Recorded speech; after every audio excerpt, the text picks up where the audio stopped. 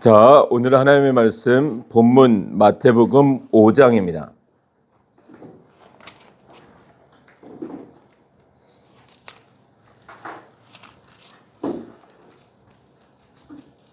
마태복음 5장 13절로 16절입니다.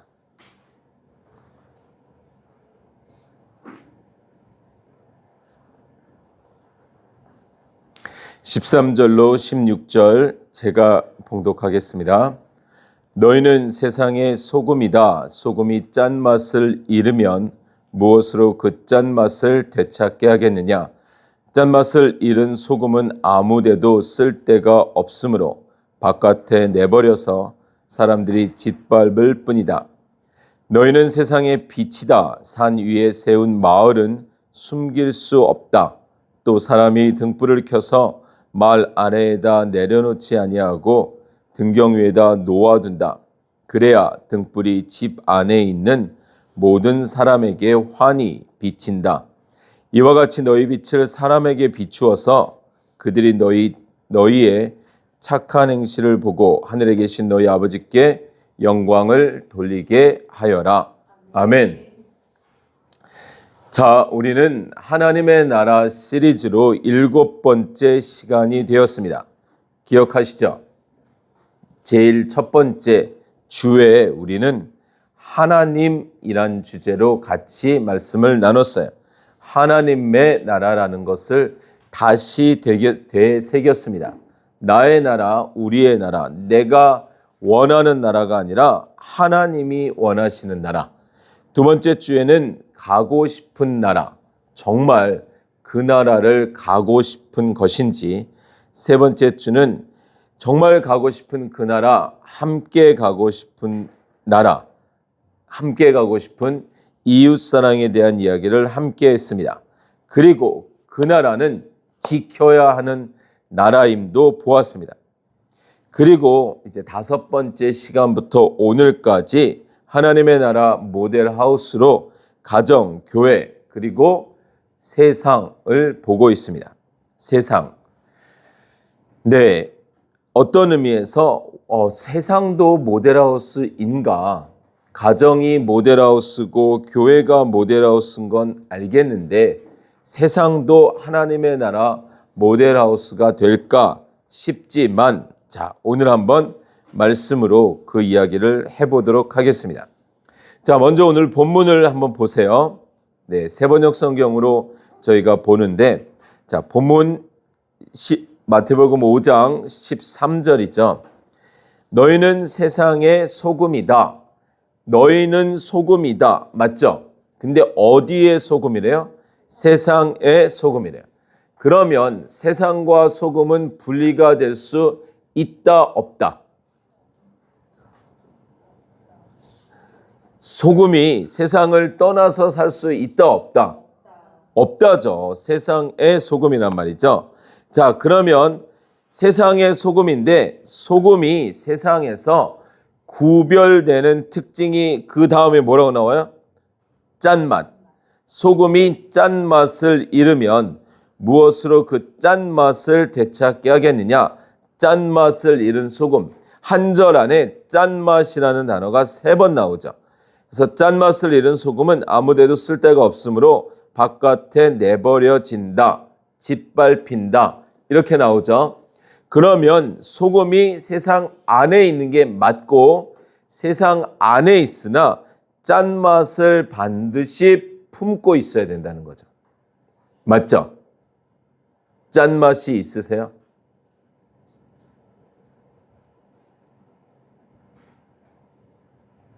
네, 짠맛이 있으셔야 합니다.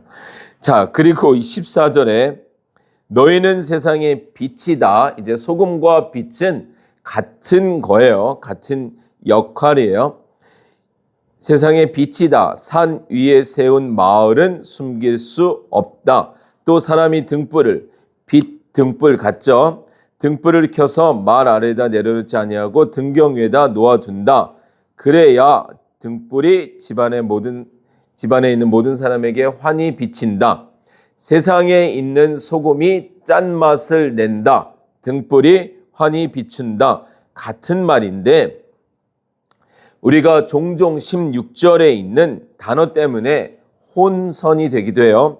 이와 같이 너희 빛을 사람에게 비추어서 그들이 너희의 착한 행실을 보고 그 착한 행실이 뭐냐라는 거죠. 그래서 우리는 내가 정말 그리스도인으로 착하게 살아야 되겠구나. 거짓말하지 않고 정직하고 양보하고 섬기고 나눠주고 맞습니다. 그러한 행실도 맞으나 본문 16절을 다시 한번 잘 보세요. 너희 빛을 사람에게 비추어서 그들이 너희의 빛을 보고 이렇게 갈 수 있거든요. 그러니까 그 착한 행실은 우리에게 나오는 빛이에요. 근데 아시다시피 우리 안에는 빛이 있다 없다? 없죠. 우리는 주님의 빛을 품은 사람이죠. 해를 품은 달처럼 주님의 빛을 반사하는, 그래서 그 착한 행실은 바로 빛입니다. 주님의 빛.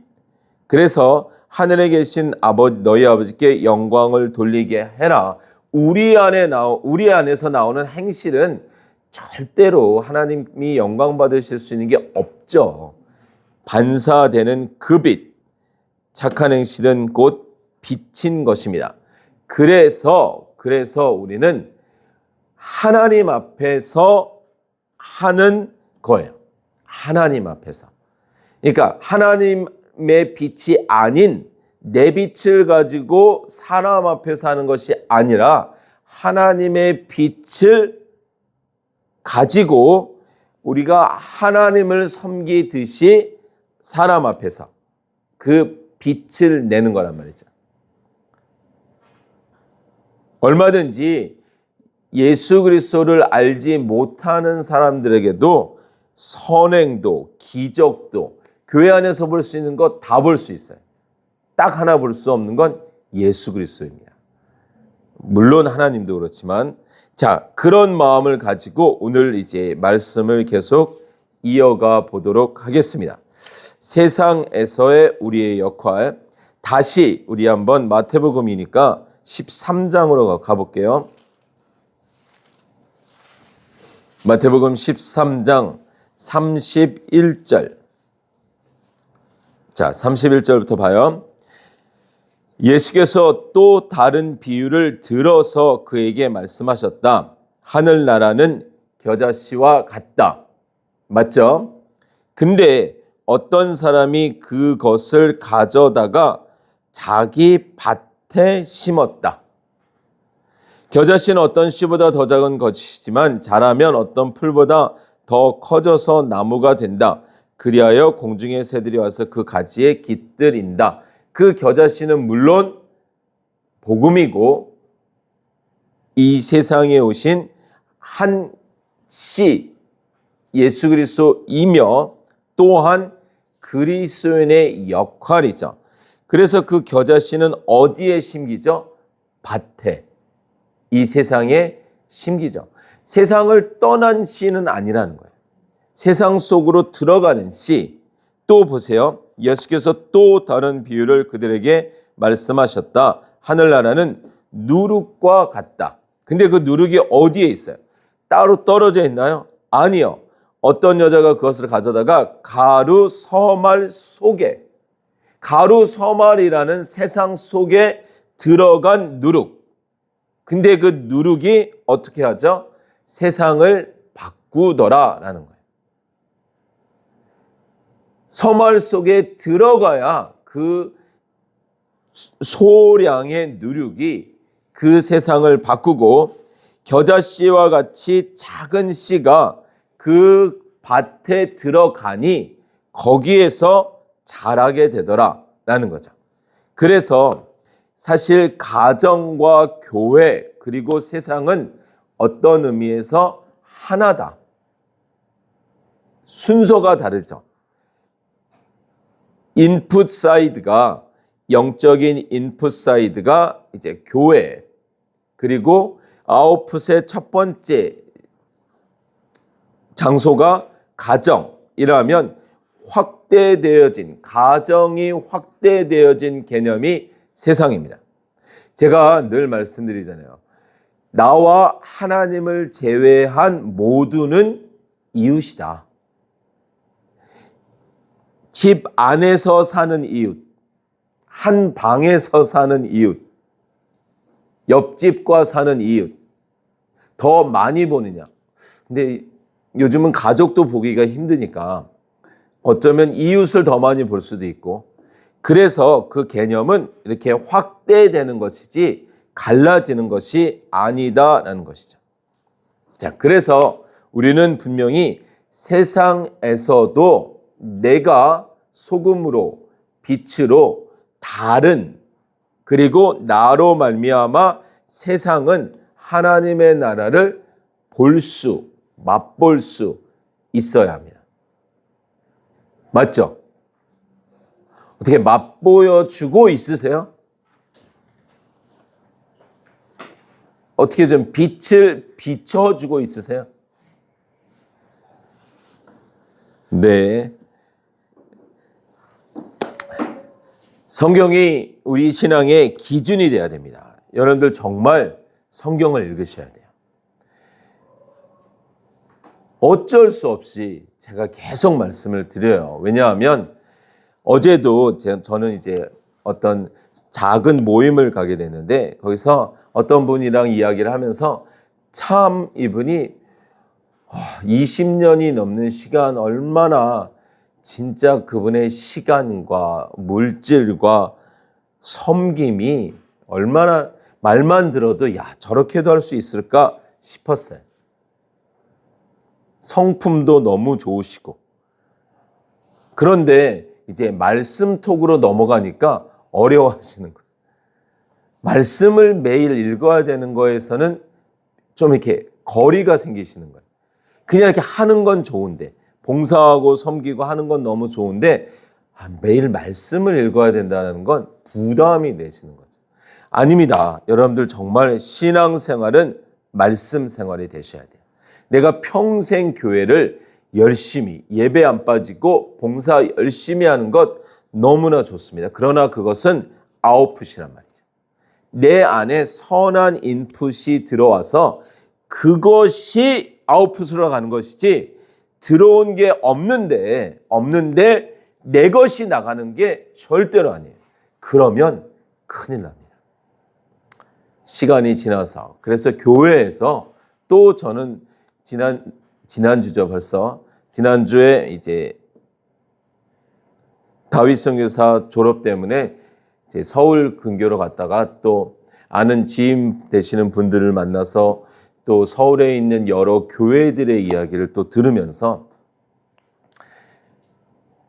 정말 임직자 그 선거 투표를 하면서 얼마나 은혜롭지 않은 상황들.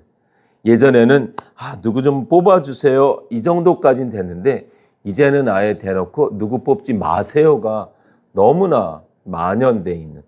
그래서 이거는 너무 마음이 이제 아픈 거죠. 어렵고. 맞습니다.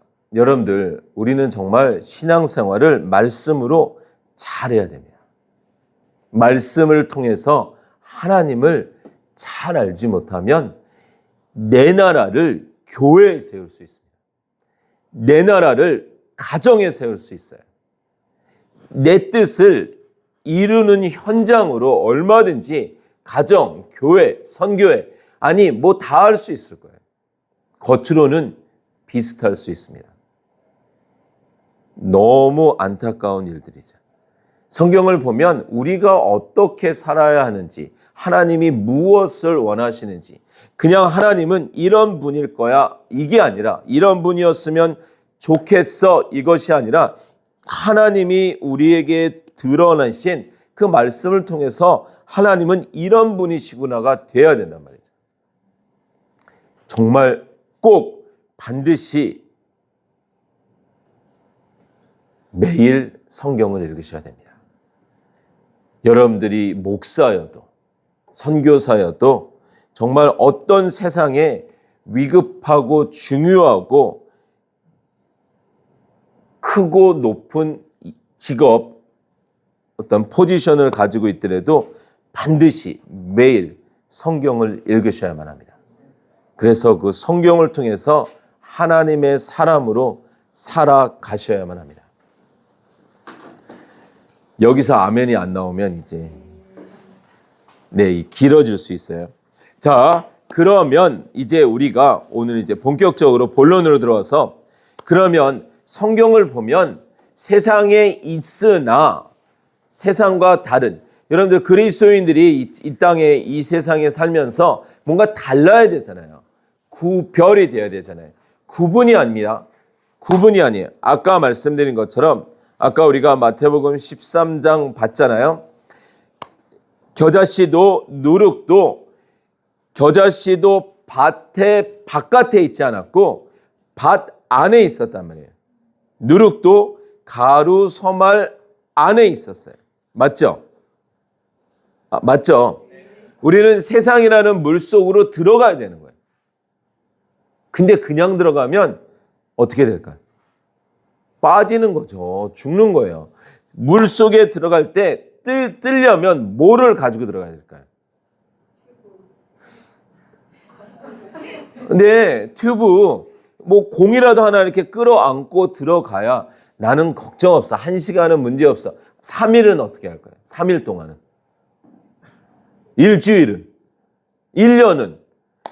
반드시 나를 뜨게끔 해주는 거를 끌어안고 들어가야 돼요. 난 물 안 들어갈 거야. 그냥 바깥에 있을 거야. 아니라니까요. 저 산속에 들어가거나 저 세상을 떠나서 그냥 예전에 중세시대처럼 그렇게 있는 게 아니라 물속으로 들어가는 거예요. 근데 그냥 들어가는 것이 아니라 반드시 무엇인가를 끌어안고 들어가야 되는데 그게 아까 본문에 뭐라 그랬어요? 짠맛, 빛. 그 빛이 뭘까요? 결국은 주의 말씀이며 성령 충만이죠. 공기에 아주 꽉 차 있으면 이게 내 몸을 뜨게 해주는 거죠. 성령 충만하면. 근데 이게 공기는 있는데 살짝 있다. 그러면 서로 바둥거리는 거죠. 자, 성경을 보시면 여러분들이 한번 생각해 보세요. 성경 인물 중에 세상에 있었어요. 뭐 애굽이었던 바벨론이었던 뭐 있었어요. 그래서 세상에서 충분히 세상스럽게 살 수 있었어요. 그런데 그 세상 속에서 구분되어졌던 사람들이 누가 있었죠?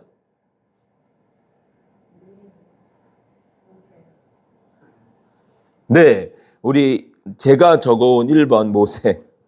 히브리서 한번 가볼까요? 히브리서. 시간 순서적으로.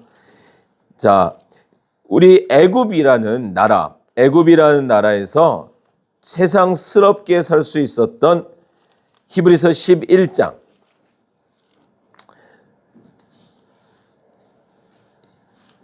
히브리서 11장 몇 절을 볼 것 같으세요? 24절.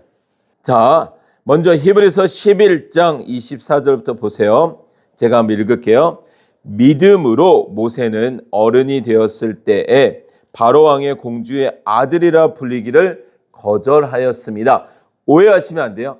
모세에게 동그라미 치시면 안 돼요. 믿음에 치셔야 돼요.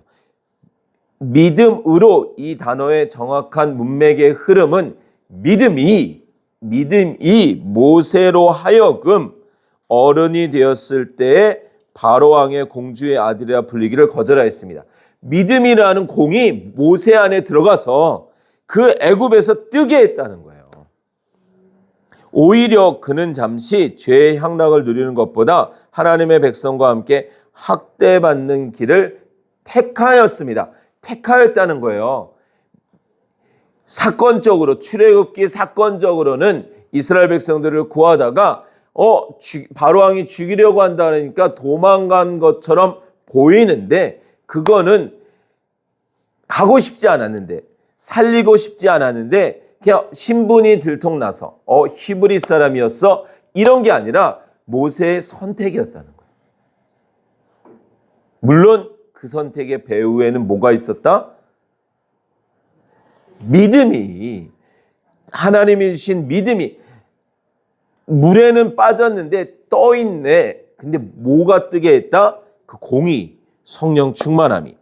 그래서 26절에 모세는 그리스도를 위하여 받는 모욕을 이집트의 재물보다 더 값진 것으로 여겼습니다. 그는 장차 받을 상을 바라보고 있었던 것입니다. 믿음이 그로 하여금 그 다음 그가 가는 그 여정, 그 본향을 바라보고 있었던 것입니다. 믿음으로 그는 왕의 분노를 두려워하지 않고 이집트를 떠났습니다. 아멘. 육신적으로 떠났어요. 이스라엘이 떠났어요. 그러나 성경이 우리에게 말하는 건 우리에게 이 세상에서 우리가 붙드는 것, 그것을 떠나라는 거예요. 육신적으로 그냥 이 나라를 떠나라, 뭐 저 동굴로 산속으로, 이 말이 아니라 그가 붙들 수 있는 그 위치, 그 힘을 떠났다라는 거예요. 늘 말씀드리잖아요. 세상은 우리를 붙들지 않습니다. 우리가 세상을 붙들고 있는 거예요. 한 손에는 주님께 붙들리고 한 손은 놓지 못하는 그 세상을 붙잡고 있다가 마침내 그걸 놓는다, 묻는다, 버린다, 이거를 떠났다, 이렇게 말하고 있습니다. 또 누가 있을까요? 충분히 누릴 수 있었는데 아무리 뒤져봐도 즐겼다, 누렸다, 뭐 그것으로 인해 만족했다, 이런 기록이 없는 사람. 네, 시간 순서로 이렇게 가다 보면 네, 요셉 나오죠. 다시 요셉은 우리 창세기로 가보겠습니다. 창세기 41장.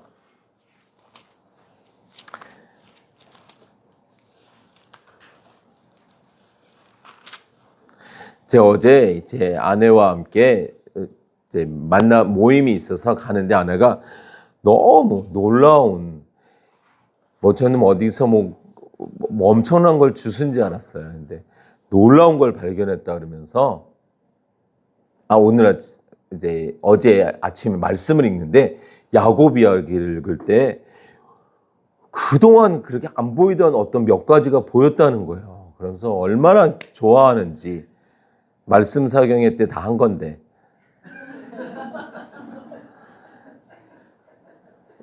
이제 그런 게 눈에 들어온다는 거예요. 눈에 들어온다는 거예요. 그러면서 여러분들 정말 원어와 역사와 막 이런 거 몰라도 이렇게 열어주실 때 이걸 말씀하시고 싶으시구나, 나에게 이 메시지가 있구나, 이렇게 가는 거죠.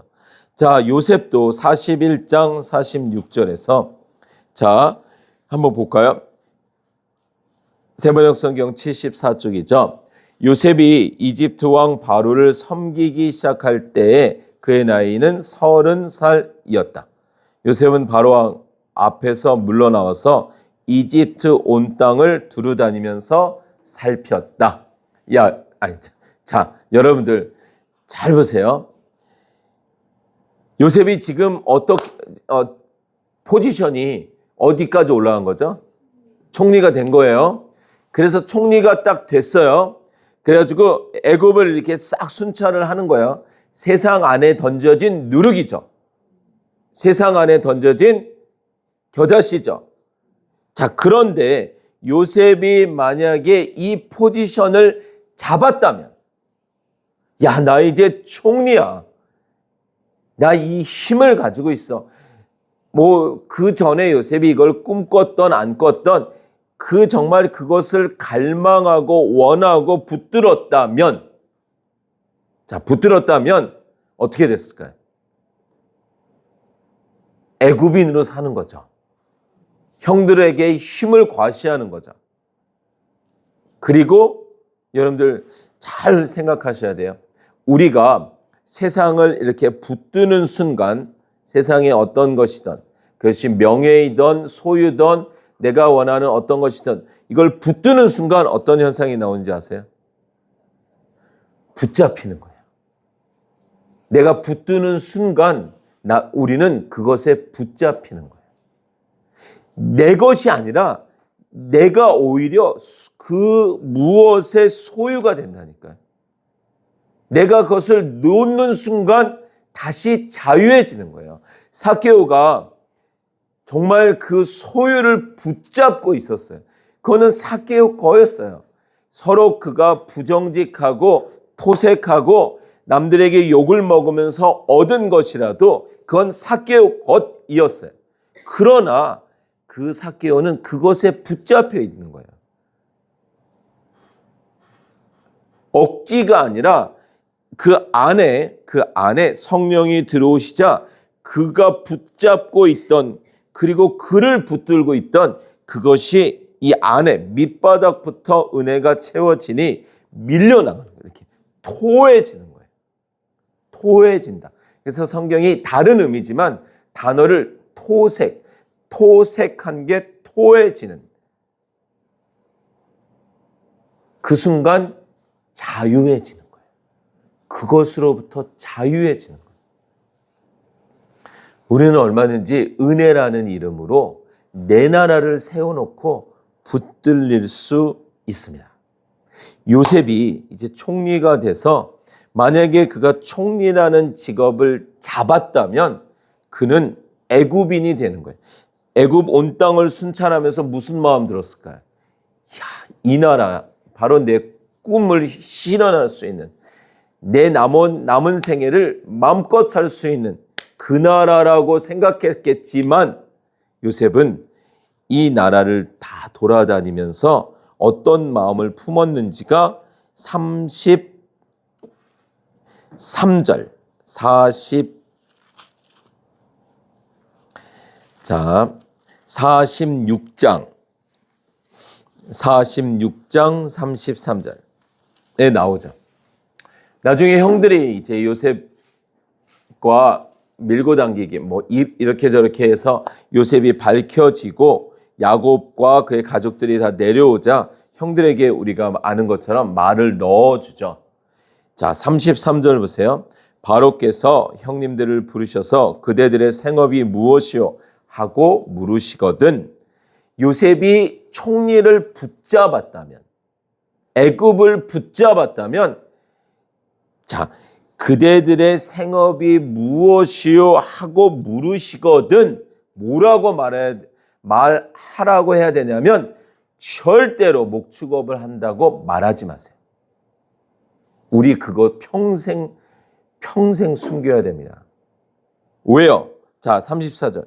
종들은 어렸을 때부터 줄곧 집짐승을 길러온 사람들입니다. 우리와 우리 조상이 다 그러합니다 하고 대답하셔야 합니다. 그래야 형님들이 고센 땅에 정착할 수 있습니다. 이집트 사람은 목자라고 하면 생각할 것도 없이 꺼리기 때문에 가까이 하지 않습니다. 이렇게 말하면 안 된단 말이에요. 생각할 것도 없이 꺼리니까 절대 목자라고 얘기하지 마세요. 우리 가문을 애굽에 세워봅시다. 애굽을 한번 붙들어 봅시다. 기회가 좋습니다. 지금 왕이 저를 전적 신임하니 우리가 한번 정말 잘만 하면 명문 가문 이룰 수 있습니다. 그러니 목자라고 하지 마세요. 이래야 되는데 목자라고 하라는 거예요. 세상 속에 있으나, 애굽 안에 있으나 애굽인이 아닌 사람. 성경은 우리에게 말을 하고 있어요. 얼마든지 교회 안에서도요, 열심을 내는데 그 종교적인 열심이 결국에 가서는 세상의 힘을 얻기 위한 열심인 사람들이 간혹 종종 있습니다. 교회 안에서도 왜 그렇게 직분이 높아져야 되고 그것이 마치 감투가 되고 힘이 되고 자랑이 된다는 것은 아직도 세상스러움을 벗어나지 못하기 때문에 그렇죠.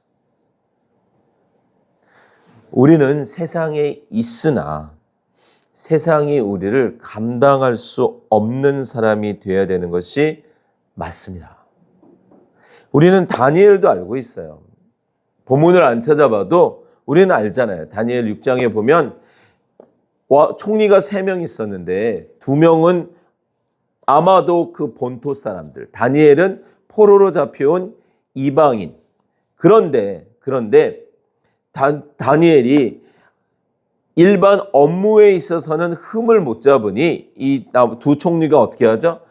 없던 법을 만들잖아요. 30일 동안 왕 아닌 다른 존재에게 절하는 자는 어디에 던진다? 사자굴에 던진다. 또 왕은 거기에 어인을 찍죠. 그랬는데 다니엘이 그 30일 동안 늘 하던 예루살렘을 향해 창문을 열어놓고 하던 기도를 했어요, 안 했어요?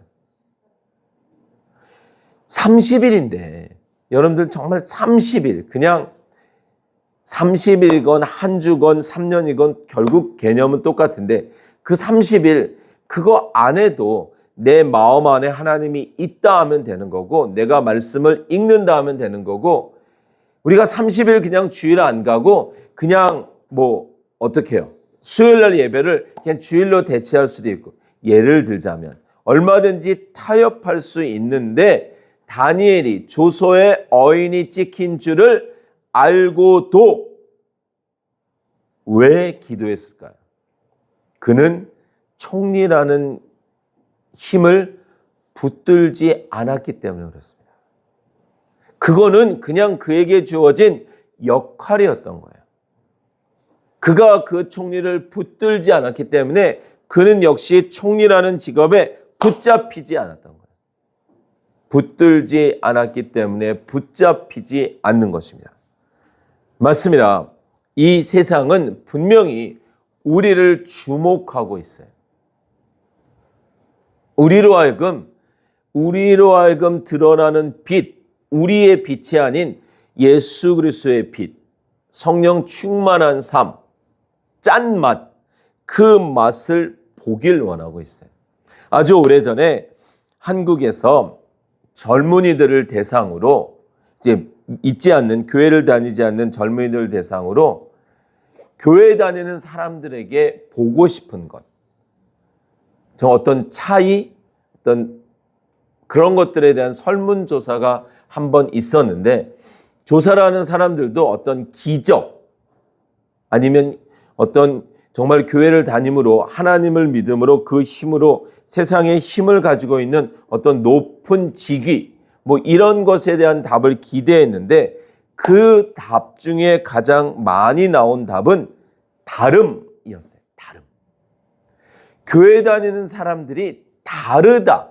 우리와 다른 게 뭔지를 보고 싶다. 다시 말하면 그냥 열심히 신앙생활을 해서 더 부자 되는 건 우리가 더 부자다. 건강한 거, 세상에 지위가 있는 거, 그건 별로 다른 게 아니다. 진짜 다른 거. 그것이 보고 싶다는 거예요. 우리는 분명히 세상 안에 있습니다. 그러나 우리는 감출 수가 없다니까요. 오늘 본문 다시 가볼까요? 마태복음 5장이자.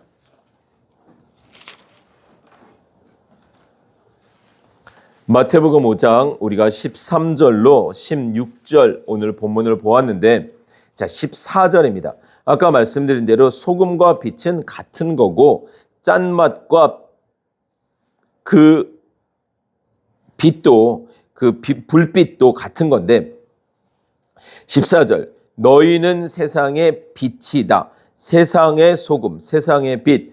그런데 산 위에 세운 마을은 숨길 수 없다. 우리는 숨을 수 없다는 거야. 우리의 다름은 나 이렇게 달러 하고 말하지 않아도 나 이렇게 다른 거 안 드러낼래 해도 숨길 수 없다는 거야. 왜? 세상과 방향이 다르기 때문에. 관점이 다르기 때문에 그렇습니다. 가라앉고 싶어도 내가 공을 품고 있는데 어떻게 가라앉아요? 내 안에 성령이 있는데 어떻게 세상스럽게 살아요? 살 수 없다니까요. 살지 않는 것이 아니라 살 수 없는 것입니다. 자, 우리 이제 다시 한번 성경을 또 가보겠습니다. 사도행전 2장 45절.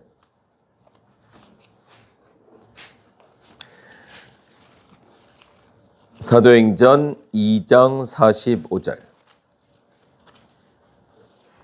자, 아는 본문이니 이제 내용은 다 읽지 않고 한 9절만 읽을게요. 자, 우리가 아는 대로 사도행전은 마침내 주님의 언약이 성취되는 오순절 성령 강림으로 이제 하나님이 우리 안으로 들어오신 거죠. 너희의 범죄는 이것이다. 범죄에 대한 징계는 이것이다. 징계를 받지 아니하려거든 이렇게 해라. 그 다음에 그러나 너희가 할 수 없으니 내가 하겠다. 돌아오게 하겠다. 마음을 바꾸겠다. 새 영을 주겠다. 계속 그 밭을 만드시고 그 다음에 이렇게 예수 그리스도는 베들레헴에서 나실 것이고 유다의 자손으로 오실 것이고 은삼십에 팔릴 것이고 그 예수 그리스도를 이야기하는데, 자, 그렇게 해서 마침내 출애굽에 시작한 이스라엘 그 믿음의 여정이 하나님을 계속 거역하는 자리에 있다가 마침내는 순종하는데, 그 순종은 그들이 하는 것이 아니라 그들 안에 들어오신 성령이, 믿음이 그들을 이끌어 가죠. 그래서 들어오니, 성령이 들어오니 그들의 보인 반응이 뭐였어요? 사도행전 2장 45절. 그들은 재산과 소유물을 팔아서 모든 사람에게 필요한 대로 나눠주었다. 이런 구절을 이제 잘못 사용하면 극단으로 치우치게 되죠. 중요한 건 여기서 말하는 것은 그들이 붙들고 있던 거를 놨다는 거예요. 실제로 막 이단이 쓰는 용어처럼 이제 통장 정리하고 학교 퇴학이 아니라 자퇴하고 세상과 끊고 집단 생활하고, 이게 아니라 내 마음으로 붙드는 것, 내가 의지하는 것, 내가 더 즐기는 것으로부터 놓여라라는 거예요. 놓여라. 그래서 그들이 예수님, 하나님, 그러니까 성령님이 오심으로 그 성령님의 힘으로 충만함으로 세상을 더 소유하는 자로 가지 않고 세상을 떠나는 자로, 아까 모세가 떠났다 그랬잖아요. 그렇게 가더라 라는 거죠. 4장 32절에도 많은 신도가 다 한 마음과 한 뜻이 되어서 아무도 자기 소유를 자기 것이라 하지 않고 모든 것을 공동으로 사용하였다. 자기 것이라 안 한다는 거예요. 놓였다는 거예요. 이제 이거 내 거 이러는 순간 그 내 것에 소유되는데 내 거로부터 노임을 받았다. 자기 것이라 하지 않았다. 여러분들, 우리 것이 뭐가 있어요? 다 하나님의 것이죠. 하나님의 것입니다. 여러분들 자녀가 얼마나 이뻐요. 그러나 내 자녀 하는 순간 우리는 자녀에게 붙들리는 거예요. 내 자녀 아내야 더 잘 키운다니까. 진짜라니까. 내 자녀 하는 순간 자녀에게 붙들리는 거예요. 객관성을 잃어버리게 된다니까. 얼마 전에 이제 말씀을 나누던 어떤 분이 따님이 데이트를 하는데 데이트 상대자가 전도사님이었다는 거예요. 그러니까 마음이 너무 어려우셔가지고 안 된다. 목사 사모 너무 힘들다. 그래서 반대를 하셨다는 거죠. 근데 어느 날 하도 이제 이게 줄다리기가 왔다 갔다 하다가 그래, 내가 금식을 해야 되겠다 하고 3일 금식 중에 하나님이 그러시더래요. 내 딸이지 네 딸 아니야. 내 딸이야. 그래서 거기서 항복하셨다는 거죠. 내 딸 아니었구나.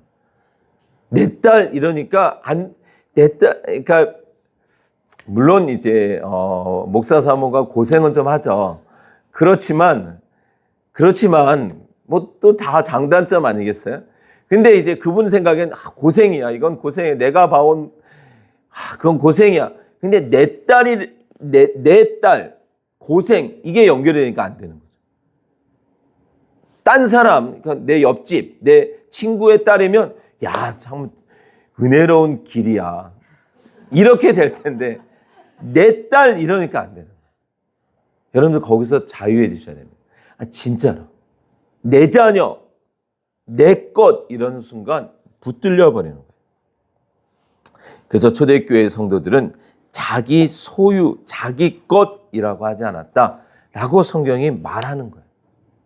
내가 이걸 어떻게 여기까지 올라왔는데, 내가 이걸 어떻게 모았는데, 이러는 순간 우리는 붙들려 버립니다.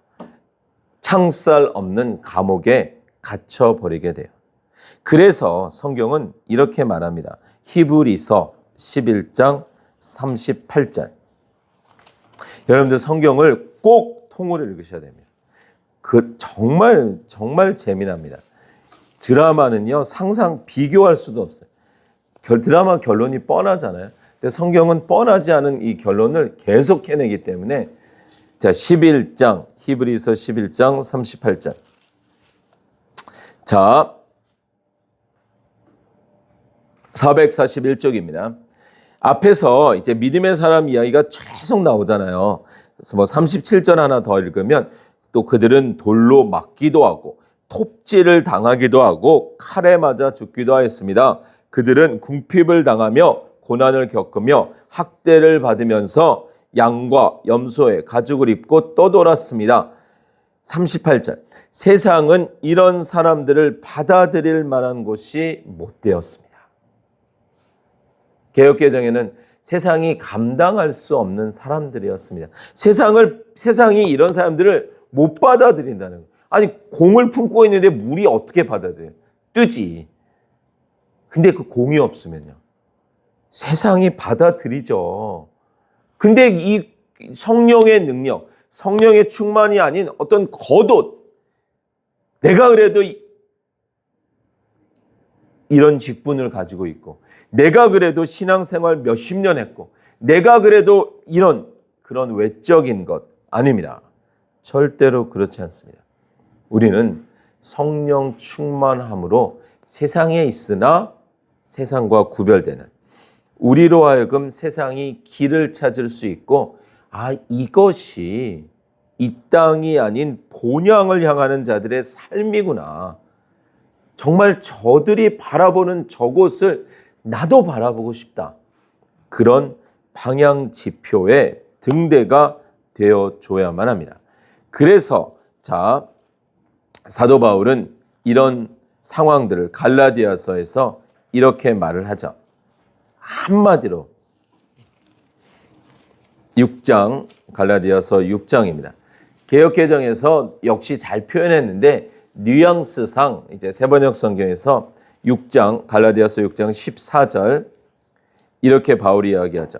그런데 내게는 우리 주 예수 그리스도의 십자가 밖에는 자랑할 것이 아무것도 없습니다. 이 말은 십자가 외에 내가 생명같이 여길 수 있는 게 없다.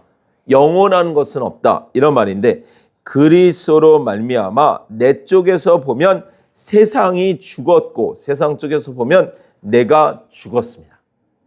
자유해졌다는 거예요. 나는 이제 세상으로부터 풀려났다는 거예요. 풀려놓고 보니 세상도 이제 나를 꺼리로 여기지 않더라. 왜요? 던져주는 대로 안 무니까. 그래서 세상이 죽은 사람, 세상에 있는데 그거에 연연하지 않고 낙심하지 않고 좌절하지 않고 절망하지 않는 사람. 예전에는 그거 조금 있으면 세상을 다 얻은 사람처럼 잠시지만 막 기뻐하다가 그거 하나 또 탁 무너지면 아주 그냥 세상의 모든 짐을 다 진 사람처럼 그렇게 살았는데 안 그러더라는 거예요. 그 세상이 재미가 없는 거예요. 놓는 거죠. 여러분들 정말 우리 세상에 있는 세상에 속한 사람들, 아직은 세상에 속한 사람들, 우리도 예전엔 세상에 있었잖아요. 물론 하나님의 주권 안에는 하나님의 손 안에 있었지만 하나님을 인격적으로 만나서 주님의 부르심을 받기 전까지는 세상 안에 있었잖아요. 세상스럽게 살았잖아요. 그러다 주님의 부르심을 받아 방향이 달라지고 관점이 달라지고 삶이 달라지고 그리고 주님 안으로 왔다가 잘 들으셔야 돼요. 세상 밖에서 주님 안으로 왔다가 주님 안 또는 주님이 내 안 이게 같은 거거든요. 원이 이렇게 겹쳐지는 거예요. 그러니까 주님 안으로 왔다가 주님을 품고 이게 같은 말이라는 거예요. 이해되시죠? 그래서 주님 안에 와서 주님을 품고 세상으로 간다는 거예요. 이제 품고로 끝나면 안 돼요. 나 이제 여기서 아니 변화산에서 베드로가 그러잖아요. 주님 여기가 좋사오니 초막을 짓고 여기서 그냥 삽시다. 이랬더니 그래 살자 여기서 여기가 좋다. 이러지 않으시고 아무도 없고 주님만 남자. 그 주님을 품고 그들이 가야 할 세상이 있다니까요. 순서적으로 세상 밖에 있다가 주님 안으로 와서 그 주님을 품고 다시 세상으로 가서 그 주님을 복음을 알리는 사람 바로 그리스도인입니다. 그러니까 여러분들 교회 안에서만 사시면 안 돼요. 절대로. 제일 제가 싫어하는 사람이 성경만 읽는 사람. 일할 시간엔 일을 해야죠. 성경을 먼저 읽고 공부할 시간엔 공부를 해야죠. 하루 종일 그게 업이라면 모르겠습니다. 근데 어찌되었건 우리는 말씀과 기도를 먼저 잡고 우리가 있어야 할 곳에서 내가 품은 복음을 보여주는 책임이 있는 사람이에요. 그래서 우리를 하나님의 백성, 자녀, 그리고 종, 그리고 또 하나 뭐라 그래요? 증인 이렇게 말합니다. 증인이라고 말하는 거예요.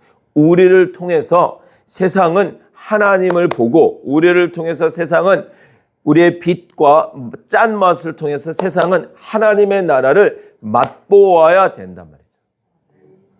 그렇습니다. 그렇습니다. 그래서 우리는 세상이 감당할 수 없는 사람. 그래서 사도행전 1장 8절에 너희가 권능을 받으면 예루살렘과 온 유다와 사마리아와 땅끝까지. 그동안에 얼마나 구약이 가나안 했어요.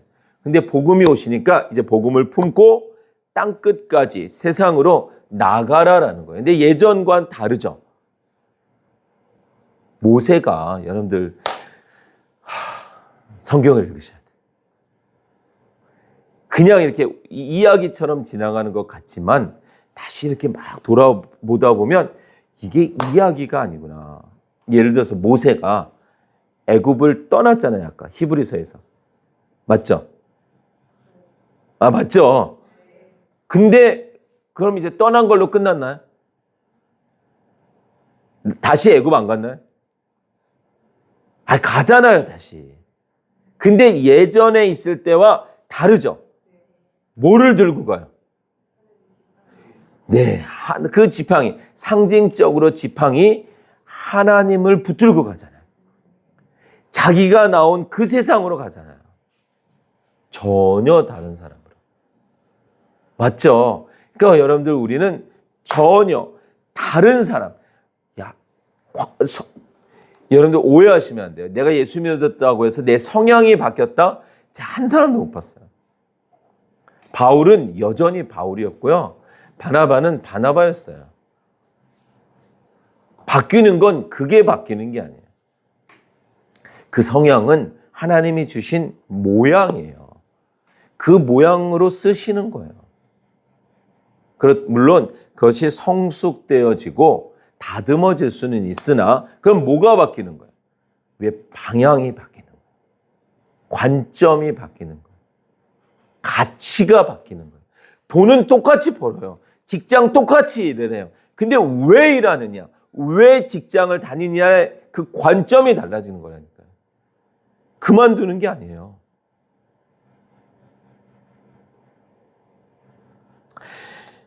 세상은 우리를 주목하고 있습니다. 여러분들을 주목하고 있어요. 그래서 가정보다 더 귀한 하나님의 나라가 세상입니다. 교회보다 더 귀한 하나님의 나라가 세상이 맞습니다. 여러분들을 통해서 교회 안에서 믿는 사람들이 다 아는 찬송가 함께 부르고 다 아는 기도 함께 하고 다 아는 성경 이야기하고 우리끼리 좋다. 이 시간은 충전하는 시간. 그래서 우리 본향 그 교회에서는 뭐라고 말하죠? 모여드리는 예배. 그리고 흩어드리는 예배. 흩어져서 이제 그 예배라는 복음이라는 그리스도라는 바이러스를 품고 그 균을 품고 영적인 에너지를 품고 전달해주는 사람으로 세상에 나아가서 드러내야 되는데 여기서 벗어놓고 가니까 문제죠. 교회 안에만 있는 복음이 절대로 아닙니다. 자, 이제 결론에 오고 있습니다. 그러면 이제 어떻게 해야 될까요? 아, 그렇구나. 세상은 그리 만만하진 않지만 우리는 분명히 세상에서 그리스도인으로 살아야 되는 게 맞구나. 맞다. 그럼 이제 어떻게 해야 되는가? 성경이 무엇이라고 말하고 있을까요? 깨어 있으라 라고 말합니다. 마태복음 24장. 주님이 부활 승천하시기 전에 이제 십자가를 향해서 가실 때에 제일 많이 말씀하신 거예요.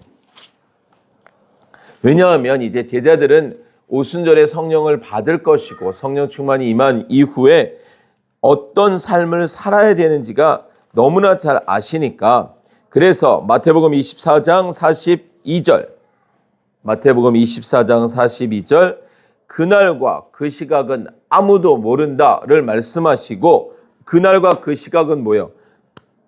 주님 다시 오시는 그때 그 마지막 순간은 아무도 모르는데 그 42절 그러므로 깨어 있어라. 너희는 너희 주님께서 어느 날에 오실지를 알지 못하느니라. 깨어 있으라. 깨어 있으라. 이것이 우리가 세상에서 그리스도인으로 살 때 정말 우리를 통해서 하나님의 나라를 드러낼 때 정말 중요합니다. 깨어 있으라. 성경 곳곳에서 그 이야기를 하고 있어요. 우리 베드로전서 4장 7절도 가볼게요. 베드로전서 4장 7절.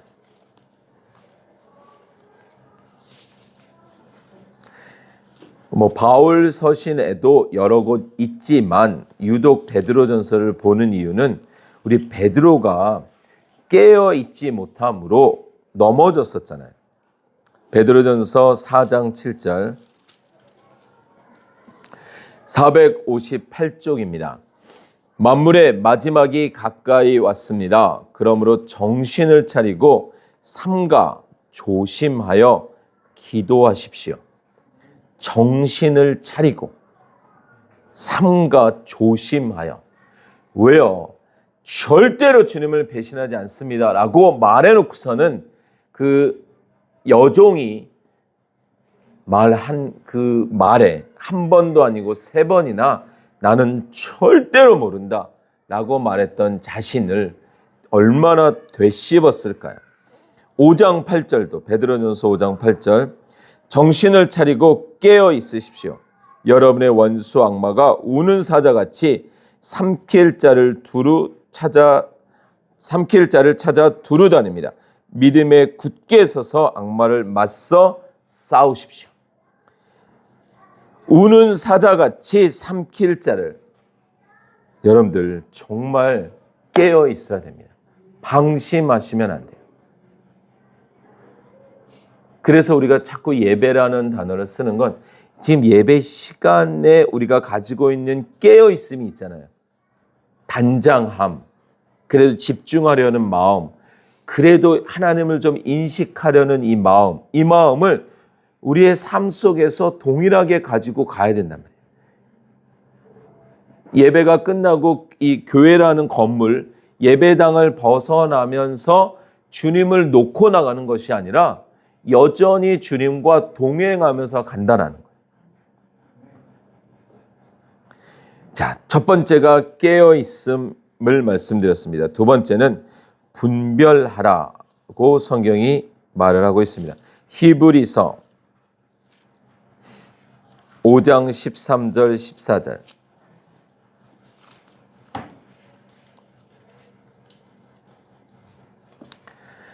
(430쪽입니다) 히브리서 5장 13절 14절.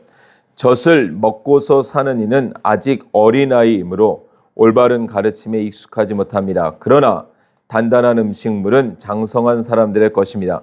그들은 경험으로 선과 악을 분별하는 세련된 지각을 가지고 있는 사람들입니다. 아멘. 우리가 신앙생활을 하고 신앙의 연차가 깊어질수록 분별하게 되는 거예요. 분별해야 되는 거예요. 어른은 분별하죠. 아이들이 조그만 소리에 놀래도 아니야, 괜찮아. 이거는 그냥 옆집에 누구 어떤 개가 짖는 거야. 아니야, 이건 괜찮아. 여기에는 늘 이런 소리가 났던 거야. 분별해서 요동하지 않는 우리의 신앙생활에도 그러한 분별이 있어야만 합니다. 시대가 바뀌고 모양이 달라질 뿐이에요. 여전히 주님 승천하신 이후에 2000년이 넘도록 매 순간 매 해마다 영적인 공격은 동일하게 이루어지고 있습니다. 자, 첫 번째 깨어있음, 두 번째 분별력, 그리고 우리의 우선순위를 지켜야만 합니다. 매일 첫 시간 평생 닳고 또 정말 신앙생활과 영적인 싸움을 하면 할수록 절대적으로 느끼는 거예요. 여러분들 말씀을 꼭 붙드셔야 됩니다. 교회가 여러분들을 지켜줄 수 없어요. 목사가 여러분들을 지켜줄 수 없습니다. 말씀이 여러분들을 지켜줄 수 있어요. 세상 것은 놓아도 말씀은 잡으셔야 돼요. 말씀은 생명과 같이 잡아야 돼요. 이건 내가 놓으면 저 낭떠러지로, 저 죄의 구덩이로 떨어져 버린다는 생명처럼, 놓으면 죽는다라는 생명처럼 붙들어야 돼요. 아, 그냥 오늘은 제끼자, 오늘은 이러니까 저러니까 수만 가지의 이유를 대면서 아니라는 거예요. 정말로 눈 뜨면 먼저. 그래서 말씀드린 것처럼 아침에 내가 말씀으로 시작하는 하루는 시작부터 사단에 표현하자면 등짝을 부산 사투리를 조금 쓰면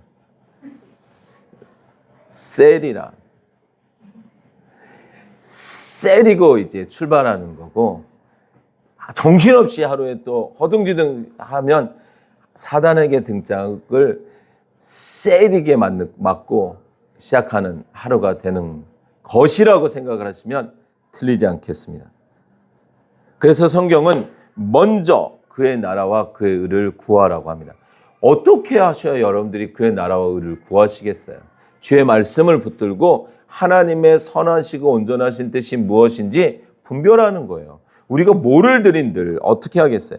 아, 하나님이 또 이런 분이시구나를 알면서 시작하는 하루, 먼저 그의 나라와 의를 구하는 하나님 사랑, 이웃 사랑이란 말이죠. 하나님을 먼저 품어야 이웃을 사랑할 수 있음을 우선순위를 꼭 기억해야만 합니다. 우리는 세상에서 그리스도인으로 살아갈 수 있습니다.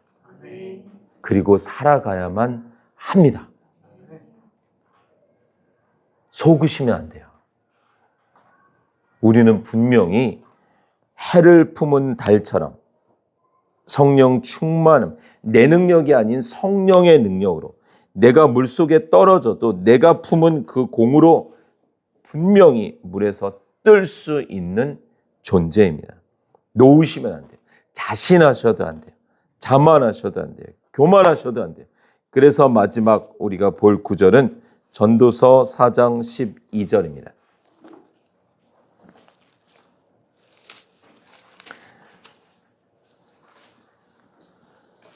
우리 전도서 4장 12절 한번 1086쪽입니다. 이제 우리가 세상에서 하나님의 나라를 드러내는 하나님의 자녀로 증인의 삶을 살기 위해 우리에게 가정이 얼마나 중요하고 교회가 얼마나 중요한지를 보았습니다. 그것은 가정이 중요하다기보다는 그 믿음의 공동체를 이야기하는 거예요. 4장 12절 우리 한번 다 같이 읽습니다. 시작. 혼자 싸우면 지지만 둘이 힘을 합하면 적에게 맞설 수 있다. 세 겹줄은 쉽게 끊어지지 않는다. 아멘. 그 세 겹줄은 나와 이웃된 한 명에 더해진 성령의 능력이라고 보셔도 되겠습니다. 절대로 질 수 없는 싸움, 하나님의 싸움입니다. 교회가 그 역할을 해줘야 됩니다. 그런데 교회가 서로 다른 방향을 보고 있고 다른 것을 이야기하고 있으면 안 되죠. 그래서 같은 뜻, 같은 마음, 같은 말을 하는 것입니다. 이제 우리에게 교회가 있고 가정이 있고 공동체가 있습니다. 이제 우리는 열심히 충전하여서, 자, 지금이 충전 시간이죠. 열심히 충전하여서 이제 그 그리스도를 품고 세상에 나가서 봐봐, 나를 통해서 하나님의 나라를 봐봐. 그 나라가 너무 좋은 나라야. 전할 수 있는 하나님의 사람으로, 증인으로 사는 우리 모두가 되시길 주의 이름으로 축원합니다. 우리 이 마음 가지고 한번 같이 기도하겠습니다.